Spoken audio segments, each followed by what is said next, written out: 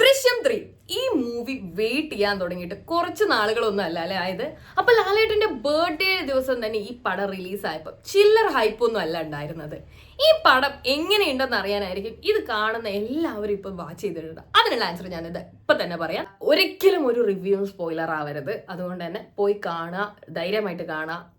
എനിക്ക് വാവ് ആയിട്ടുള്ള theatre experience ആണ്. ഫസ്റ്റ് ഡേ പോയി കണ്ടപ്പോൾ യാതൊരുവിധ നിരാശയില്ല.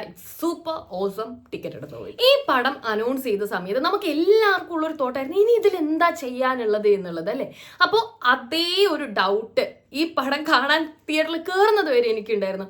പക്ഷേ നമ്മൾ ഈ പടം കണ്ടിറങ്ങുന്ന സമയത്താണ് നമ്മുടെ റൈറ്റർ ജിത്തു ജോസഫിനെ നമ്മൾ ശരിക്കും വാവ് എന്ന് മനസ്സിൽ ചിന്തിച്ചു പോകുന്നത്.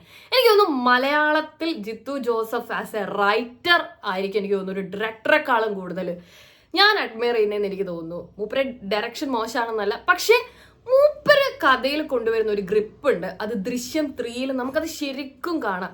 മൂപ്പര് പറഞ്ഞതുപോലെ തന്നെ വലിയ മാരക ടെസ്റ്റുകളാണ് നിങ്ങൾ പ്രതീക്ഷിക്കുന്നതെങ്കിൽ അങ്ങനെയൊന്നുമല്ല. പക്ഷേ സംഭവം ഇറക്ക് അതുപോലെ ഒരു പടം ഇത് ശരിക്കും പറഞ്ഞു കഴിഞ്ഞാൽ ദൃശ്യം ഒരു യൂണിവേഴ്സാന്ന് സത്യത്തിൽ പറയാം. അതുപോലെ ഒരുപാട് ലെയറുകൾ ശരിക്കും പറഞ്ഞു കഴിഞ്ഞാൽ ഈ കഥയിലുണ്ട്. അതെങ്ങനെയൊക്കെ കൊണ്ടുവരാന്നുള്ളത് ഒരു ശരാശരി പ്രേക്ഷകൻ പോലും ചിന്തിച്ചു പോകുന്ന രീതിക്കാണ് ദൃശ്യം 3 പറഞ്ഞിരിക്കുന്നത്. ഇതിലെ ഓരോ കഥാപാത്രങ്ങൾക്കും നമ്മുടെ റൈറ്റർ കൊടുത്തൊരു ഡീറ്റെയിലിംഗ് ഉണ്ട്. ഹാറ്റ്സ് ഓഫ്, അത്രയും അടിപൊളിയാണ്. ഈ പടത്തിന് തിയേറ്ററിലേക്ക് പോകുന്ന ആളുകൾ ചിലപ്പോൾ ഇതിൽ കമ്പയർ ചെയ്യുക സത്യത്തിൽ വേറൊരു പടമായിട്ടല്ല. ദൃശ്യം 1ൻ്റെ എത്ര ഉണ്ടോ, 2ൻ്റെ എത്ര ഉണ്ടോ, 3ൻ്റെ എത്ര ഉണ്ടോ എന്നാണ്. പക്ഷെ നിങ്ങൾ നോക്കിക്കഴിഞ്ഞ് കഴിഞ്ഞാൽ 3ഉം ഓരോ രീതിയിൽ അടിപൊളിയാണ്. അതുപോലൊരു പടം എങ്ങനെയാണ് 3ഉം ഇത്ര എൻഗേജിങ് ആയിട്ട് എടുത്തു വെക്കുന്നതെന്ന് എനിക്കറിയില്ല. മാരകമായിട്ടുള്ള വലിയ ട്വിസ്റ്റുകളോ അങ്ങനെയുള്ള കാര്യങ്ങളോ ഒന്നും പ്രതീക്ഷിക്കാതെ ആസ് എ ഫിലിം ലവർ നിങ്ങൾ ഈ പടം എൻജോയ് ചെയ്യുന്നുള്ളതിൽ ഒരു സംശയവും ഇല്ല. പല സമയത്തും ഭയങ്കര ഗ്രിപ്പിംഗ് ആണ് ഇതിൻ്റെ സ്റ്റോറി എന്ന് പറയുന്നത്.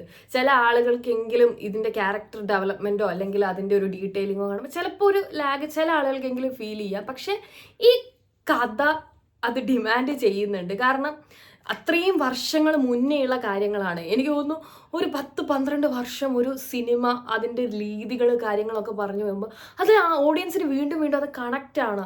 ആ ഒരു കണക്ഷൻ തന്നെയാണ് ദൃശ്യത്തിൻ്റെ ഏറ്റവും ഇമ്പോർട്ടൻ്റ് ആയിട്ടുള്ള ഫാക്ടർ എന്ന് പറയുന്നത്. നിങ്ങൾ തിയേറ്ററിൽ പോയി കാണുക, കൂടുതലൊന്നും പറയാനില്ല. ദൃശ്യം 3 ഏറ്റവും ഇൻട്രസ്റ്റിംഗ് ആയിട്ടുള്ള ഫാക്ടർ എന്ന് പറയുന്നത് 4ാം ക്ലാസ് നാട്ടുമ്പുറത്തുകാരനായിട്ടുള്ള ജോർജ് കുട്ടിയുടെ ഒരു ക്യാരക്ടർ ആർക്ക് മാറുന്ന ഒരു രീതിയുണ്ട്. അമ്മോ, അതൊരു തിയേറ്ററിലെ ഗൂസ് ബം ആണ്. അത് ആസ്വദിച്ച് തന്നെ അറിയണം. സോ ഒരുപാട് സ്പോയിലേഴ്സ് വരും. സോ വേഗം തന്നെ അടുത്തുള്ള തിയേറ്ററിൽ പോയിട്ട് കാണുക, എൻജോയ് ചെയ്യുക.